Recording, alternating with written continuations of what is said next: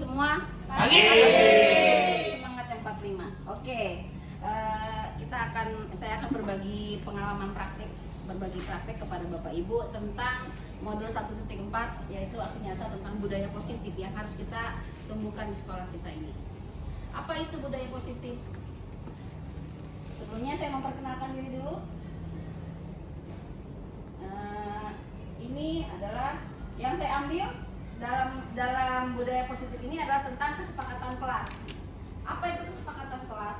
Kesepakatan kelas adalah kesepakatan yang kita buat pada saat kita sebelum melakukan pembelajaran di kelas. Apa saja itu? Misalnya tentang bagaimana cara kita bagaimana tentang cara kita mengambil penilaian kepada mereka, kemudian bagaimana cara kita mengambil misalnya kesepakatan dengan mereka, apakah mereka misalnya setuju dengan kesepakatan yang mereka buat sendiri, kemudian menjadi aturan mereka di kelas. Bermula dari aturan kesepakatan kelas, lama-lama dia akan menjadi kesepakatan sekolah dan akan menjadi budaya sekolah nantinya. Itu yang kita inginkan dari budaya positif ini. Kemudian latar belakang kita membuat budaya positif ini adalah bahwa sebagian generasi muda saat ini cenderung pada tren yang berbudaya yang budayanya berasal dari luar. Apa saja itu kadang tidak sesuai dengan kodrat alam yang ada di sekitar kita. Banyak mereka yang memakai tren-tren yang memang tidak sesuai dengan karakter daerah kita seperti ini. Dari situlah maka keinginan kita adalah untuk menciptakan atau membuat budaya positif kita supaya menjadi karakter sekolah kita nantinya. Budaya positif adalah sebagai nilai dasar, merupakan nilai dan asumsi dasar yang berkembang sesuai dengan nilai yang dianut sekolah. Ya, seperti itu. Kemudian budaya positif berarti kesepakatan bersama tentang kebiasaan dengan memperhatikan kodrat anak dan kodrat alamnya. Apa itu kodrat alam?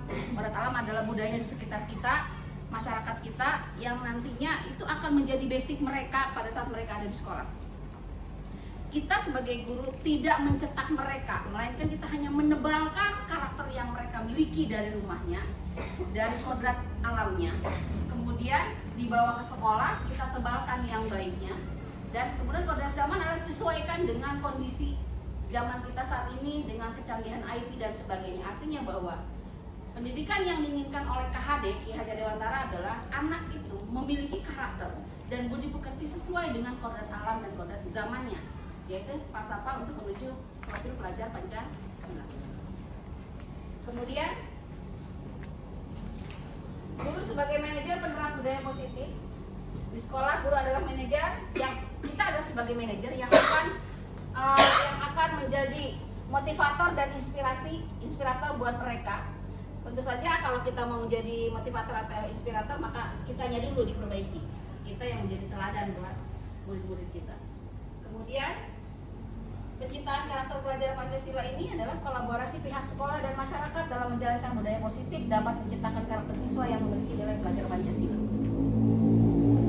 Budaya positif ini juga bisa terbentuk dari visi yang kita ciptakan di sekolah kita ini. Setiap sekolah pasti akan memiliki visi-visi yang akan kita capai.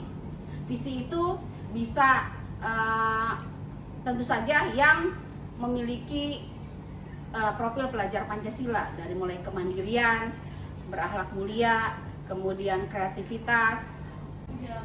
Salah satu visi kita adalah bahwa sekolah kita menginginkan adalah para muridnya berakhlak mulia, kemudian berkarakter berakhlak mulia, berketuhan. Tentu saja dalam akhlak mulia itu ada takwa kepada Tuhan Yang Maha Esa, kemandirian, kreatif, inovatif, dan berwawasan lingkungan. Apa itu berwawasan lingkungan?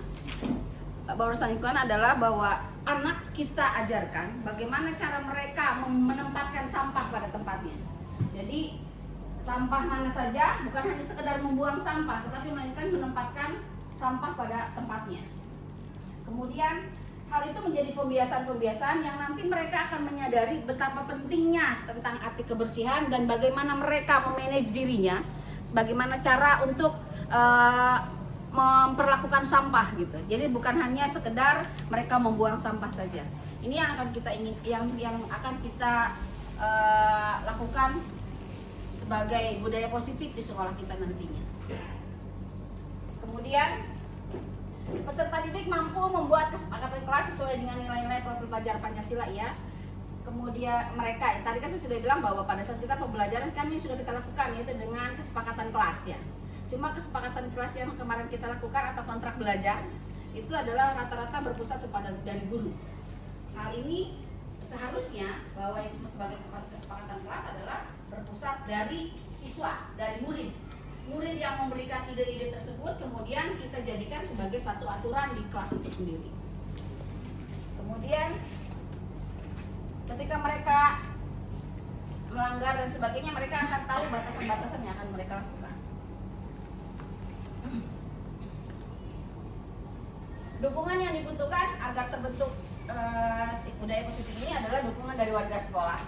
Dari warga sekolah adalah termasuk kita, para guru, staf tata usaha, dan semua yang ada stakeholder yang ada di sekolah ini merupakan contoh tauladan bagi para siswa-siswi kita atau peserta didik kita. Kemudian sarana dan prasarana yang dibutuhkan dan orang tua, adanya kerjasama antara kita guru atau sebagai warga sekolah dengan orang tua melalui komite dan sebagainya, bahwa pembiasaan atau budaya positif itu dibentuk karena adanya kerjasama dari orang tua dengan pihak sekolah. Tidak hanya sekolah saja, melainkan dari orang tua juga. Pengawasan di rumah, bagaimana anak itu di rumah, bagaimana sikap mereka mulai dari bangun tidur sampai tidur kembali. Ini adalah hasil kesepakatan kelas contoh yang sudah saya lakukan di kelas 12 IPA 4. Bahwa yang pertama adalah datang tepat waktu, melaksanakan piket kelas, berpakaian lengkap dan rapi, menjaga kebersihan, menerapkan 5S. Ini sudah kita buat kesepakatan kelasnya. Kemudian dari hasil pembuatan ini ada testimoni dari Bu Sheila Aprianti.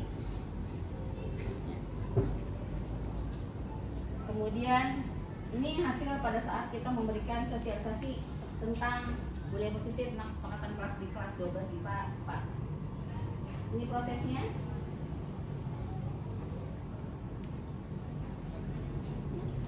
Guru melakukan kolaborasi dengan peserta didik, kemudian membuat kesepakatan kelas yang berasal dari mereka, untuk mereka, dan oleh mereka. Dan ini hasil pembuatan kesepakatannya mereka buat dan mereka tempelkan di dinding sebagai katakan saja mungkin bahasa ini iklan kali ya, supaya karena tiap hari mereka bisa melihat, mereka bisa mengingat dan sebagainya.